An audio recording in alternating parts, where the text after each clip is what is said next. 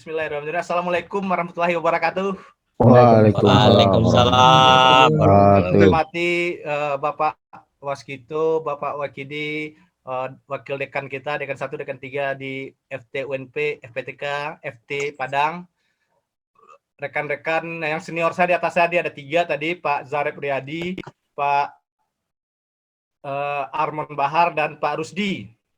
Nah, ada Pak Muhtar juga, ada Pak Abdul Jadi juga senior juga 87. Kebetulan saya 88, produk 88. Ini Muhtar 2001 nih. Ya, pendidikan teknik elektronika masuk tahun 88, keluar tahun 92. Jadi tahun 92 itu keluar waktu itu karena ada rekrutan buka industri baru di kawasan Batamindo, mau wisuda jadi ikut-ikutan juga. Alhamdulillah lulus di PT Simit Corona. Kenapa bisa juga lulus itu mungkin banyak juga ceritanya. Karena pengalaman industri juga, kalau nggak praktik di industri, kita nggak terjun di industri juga nggak bisa dapat kerja mungkin waktu itu. Di samping dari segi bahasa mungkin kita ada sedikit mengerti, jadi nyambung antara customer yang ingin merekrut kita dengan saya yang ingin masuk ke perusahaan. Jadi bekerja dari tahun September 1992 di industri sampai Maret 1995 di PT Simit Corona, itu namanya yang memproduksi mesin tik elektronik. Jadi waktu itu match dengan kuliah kita teknik industri, prodinya, jadi masuk ke industri. Mungkin bedanya perbedaan waktu masuk pertama sekali kagetnya kita pernah ada praktek menyolder mungkin ya di kampus ya. Nyolder itu bagaimana menyambung solder, resistor, kapasitor, kita praktekkan di workshop elektro atau elektronika. Tapi pas nyampe di perusahaan, kita nggak tahu kriteria solder itu.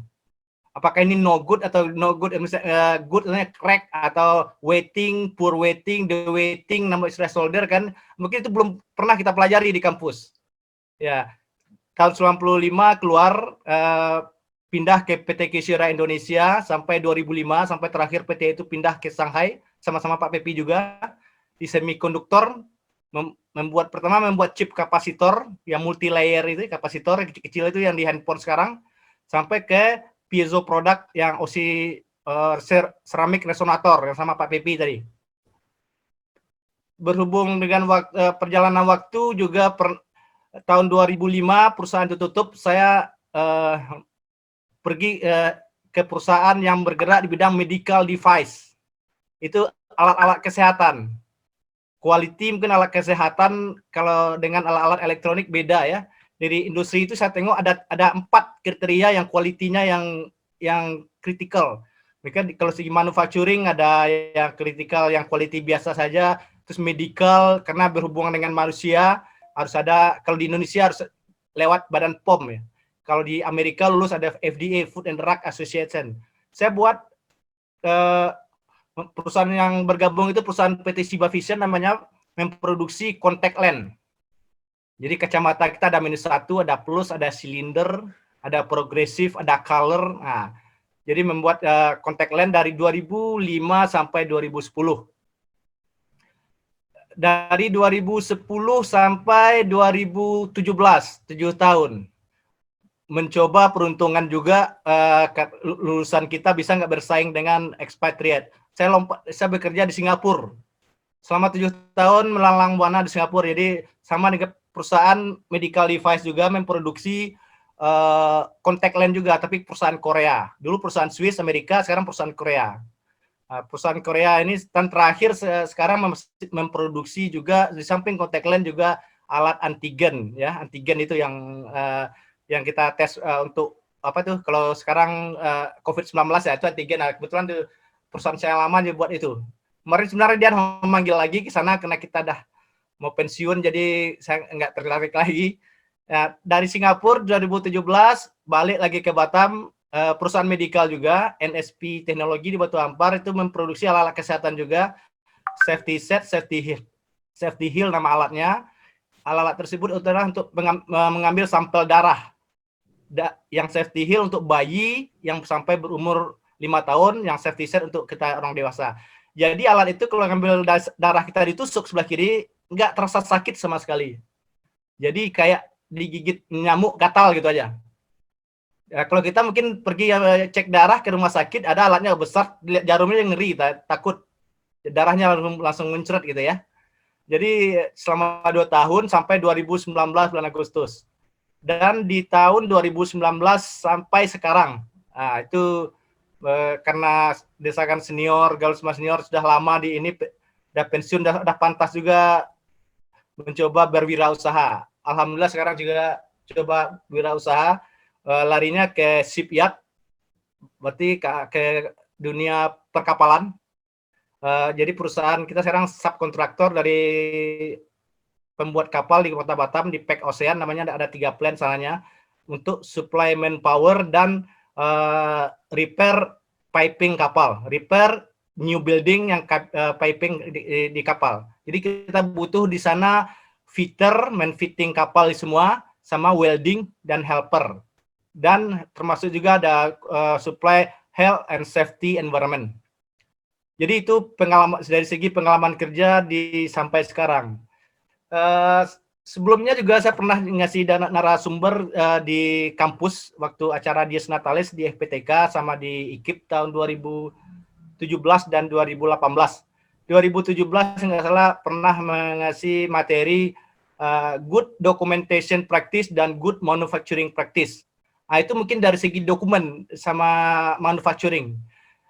Bagaimana kita membuat report yang betul itu. Kadang-kadang kita laporan di kampus sudah selesai laporan kita. Kadang-kadang kalau masuk di dunia industri beda. Kita buat laporan waktu mahasiswa dulu, boleh kita tip X ya, boleh kita tip X, boleh kita coret-coret gitu. Habis itu kita buat lagi. Jadi wasting time, banyak waste kertas. Jadi kalau di perusahaan yang skala teknologinya sudah tinggi, dia pingin yang real, maksudnya. Jadi kalau dokumentasi yang praktis itu, kalau kita buat tanggalnya, misalnya nggak boleh backdate. Hari ini dilakukan, hari ini tanggalnya. Jamnya jam sekarang juga.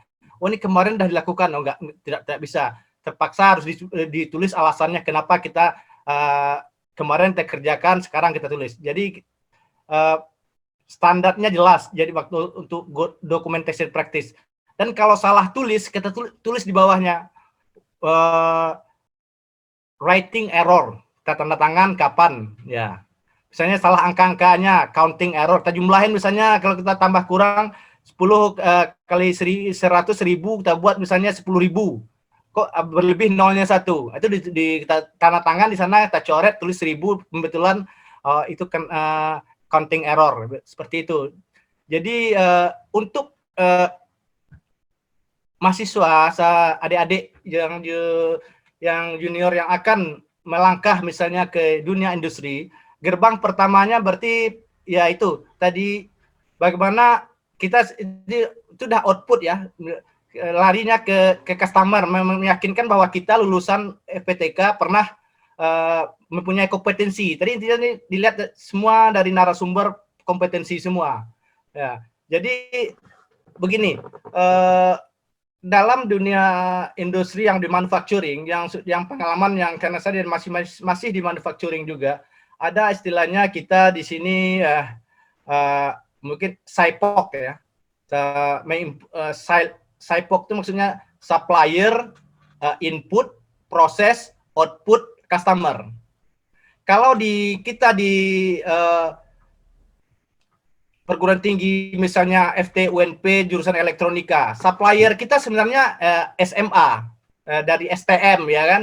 Jadi inputnya jadi mahasiswa tadi, berproses dalam menjalani masa perkuliahan tersebut, dan outputnya nanti pas kita di wisuda. Customernya itu mau kita usaha sendiri atau mau kita langsung ke dunia industri. Jadi customer yang pakai kita misalnya mau direkrut oleh Pak Pepi Hermanto tadi, dia output dari FT UNP. Wah, dia dari proses, selama berproses dia paham di proses radiasi misalnya atau di safety, dilihat kompetensinya di sana, dituliskan di situ. Disitulah dia bisa match ke industri yang dia inginkan. Jadi sekarang mungkin dari segi yang digelar oleh Pak Abdul Yadi ini Genom, gelar inovasi mahasiswa. kalau mahasiswa mungkin butuh narasumber atau fasilitator, bagaimana nanti membuat suatu inovasi. Inovasi itu apapun simple pun dihargai. Kalau punya kita itu bisa dipakai oleh orang lain. Sama dengan misalnya dulu gelar inovasi, mungkin Pak Pemim Harmato juga ikut dia. Di perusahaan kita ada IQC Circle Competition. Security pun juga ikut berlomba, store pun ikut berlomba. Security itu bagaimana dia barang-barang yang dikeluar dari perusahaan jangan ada sampai yang yang nggak tercatat atau ada yang hilang gitu. Jadi buat sistem sendiri, walaupun dalam bentuk report. Jadi saya tambahkan di sini mungkin ada adik mahasiswa cari misalnya yang istilahnya kalau di quality di productivity yang menilai baik perusahaan-perusahaan besar sekarang, baik itu Toyota Group itu ada bell ya, silver bell, green bell, black bell, platinum bell. Dari situ kita sebenarnya ada namanya 7 waste, 7 waste. 7 yang enggak item yang kira-kira yang enggak berguna yang terbuang begitu aja. Pertama, waste time. Dari satu proses 1 ke proses 2 10 menit. Tapi dari proses 3 ke 2 ke 3 5 menit. Kenapa nggak standar? Nanti jam di proses kedua dia berarti. Sama mungkin di workshop waktu kita praktek elektrik dasar atau merangkai jaringan listrik bisa simple ya, atau membuat bel. Di proses pertama kita butuh waktu, nanti jam di sananya, lamanya di kita di sana. Bagaimana semuanya sama, itu yang mengurangi waktu. 7 waste. Waste itu yang kita kurangin. Yang kedua kadang space.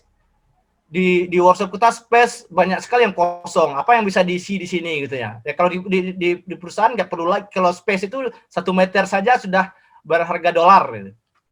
Jadi waste report, waste money, itu yang perlu yang inovasi seperti itu orang-orang industri kalau kita presentasi waktu interview ke perusahaan itu berguna sekali.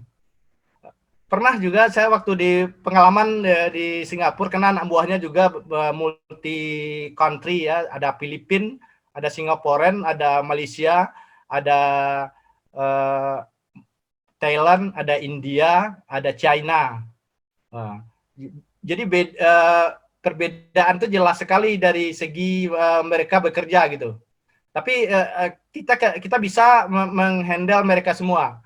Maksudnya di sini untuk adik-adik mahasiswa yang penting sekali tadi ada 3 narasumber tadi yang udah saya amati dari Pak Zareb. Dari segi Pak Zareb paham sekali dari ketenaga kerjaan karena mungkin udah ininya di sana. Bang Armon tadi juga dari karena langsung ke wirausaha. Jadi yang langsung di industri mungkin saya sama Pak Pepi nih yang ketiga dan keempat. Habis itu saya coba ke swasta, Pak Pepi masih di ini.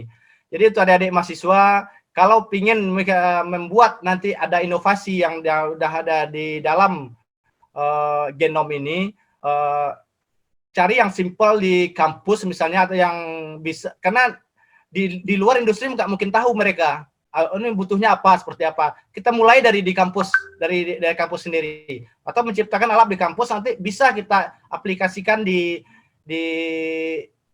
industri. Saya punya keponakan juga Pak Dekan, dari kemarin baru wisuda di elektro. Namanya siapa ya? Namanya Yevando Waru. Dia jurusan elektro. Ada dia buat alat itu bagaimana memisahkan itu semacam improvement juga saya lihat waktu tugas akhirnya, memisahkan botol minuman besar ya aqua sama yang kecil sama yang kering dengan pakai sistem sensor dan relay. Itu kalau di mahasiswa yang dipatenkan temuan mereka ditambah seperti ditulis sesuai dengan laporan yang bagus dan ini kan tercatat di kampus, itu salah satu yang menurut kita juga ada ide inovatifnya di sana. Cuma dia masih alatnya mungkin dalam bentuknya besar sekali. Kalau pakai space itu udah 1 ruangan 2x3 saya tengok. Jadi itu salah satu yang kita inikan di industri. Jadi saya juga pernah karena ada di bagian produksi terus, jadi merekrut tenaga kerja yang tamatan SMA, diploma sama S1 sampai supervisor sampai superintendent juga. Jadi untuk yang fresh graduate biasanya dia gap-nya memang terlalu besar. Kalau kita yang untuk yang sudah pengalaman, kapan kamu bisa masuk kerja dan kapan kamu bisa hands on dengan job yang kamu ambil sekarang, deh. Kalau yang pengalaman mungkin bilangnya saya bisa masuk kerja sesuai dengan kalau saya kerja mesti resign dulu, saya bisa hands on dalam waktu 2 minggu di challenge-nya gitu. Kalau mahasiswa kalau fresh graduate biasanya agak lama dia jawabnya. Tapi kalau dia punya pengalaman, ada temuan inovasi, dia percaya dirinya tinggi, otomatis kadang-kadang di situ kita langsung ambil dia. Ini bisa lihat anak-anak ini bagus ke depannya untuk masa-masa yang akan datang gitu. Jadi untuk adik-adik mahasiswa yang nggak usah terlalu ini ragu dengan ini, jangan ini suatu beban dan itu. Ini anggap itu sebagai challenge juga. Bagaimana kita sekarang lebih melihat jauh ke depan, karena zaman sekarang kalau di manufacturing, kalau lulusan teknik itu udah teknologi 4.0. Mungkin ketua kita Pak Nadirman juga sering mengembangkan 4.0 teknologi, ya teknologi robot menggantikan manusia, tapi yang menciptakan robot itu tetap juga manusia, programnya juga tetap dari manusia itu. Saya juga pernah masuk di Museum 4.0 teknologi di Singapura. Itu memang dari segi lain itu satu orang pun nggak ada orang di sananya. Sampai ke pengiriman di atas mobil aja dia mengirim barang bisa dan lokasinya di mana mobil itu berada juga terdeteksi sejak pertama raw material datang sampai finish good itu dikirim ke customer, waktunya juga jelas, dan itu semua dengan 4.0 teknologi. Itu betul. Dan di dalamnya pun robot, nggak ada yang ngangkat sini barang ini ke satu proses ke proses yang lain. Jadi saya mungkin lebih suka ada tanya jawab sama adik-adik mahasiswa, misalnya di mana keberatannya, di mana permasalahan selama mungkin yang udah semester 3 atau 4 untuk praktek ya di bidang keteknikan kalau kita mau bergabung di dunia industri. Soalnya di dunia industri untuk lulusan UMFT, UNP sekarang saya tengok kemarin udah peringkat kelima tuh, ITB di bawahnya. Ini untuk Bapak Dekan, Wakil Dekan ketahui bahwa alumni kita juga sekarang sudah waktu saya di Singapura ada sekarang di sana Pak namanya Mardi Samnur. Mungkin sekarang udah PR di sana ya, permanen residen. Kalau udah permanen residen tergantung kita mau memilih warga negara Singapura atau warga negara Indonesia. Dan beliau adalah BP 89 dan BP 2000-an nggak salah juga ada di sana itu dari segi engineering juga, engineer kita, dan mereka mampu bersaing dengan engineer dari India. Untuk perlu kita ketahui kalau IT di Singapura dikuasai oleh engineer dari Indonesia dan India. Karena Indonesia ini misalnya inovasinya bagus, banyak sekali inovasinya itu. Kalau kita biasa nggak pakai license nggak perlu beli license. Kalau orang Singapura dia patuh sekali harus license. Jadi kita apapun program kalau dari segi IT kita udah tahu duluan.